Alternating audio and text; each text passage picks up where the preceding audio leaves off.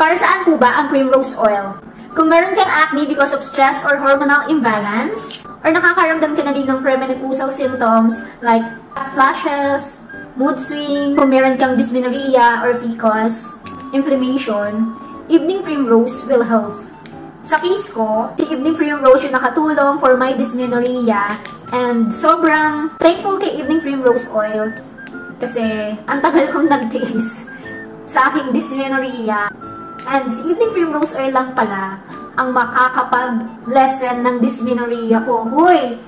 Kaya thankful ako sa OB kasi inireseta niya to sa akin. And for sure, madami makaka-relate kasi maraming nagtatake nitong evening primrose oil. And maraming good reviews na nababasa ko about this food supplement na talagang nakatulong to sa mga issues nila. Hoy! So kung kailangan mo nga rin itong evening primrose oil, you can try evening primrose oil ni Wow Happy. Very affordable plus FDA approved pa. Yun lang. Thank you for watching. Katingting!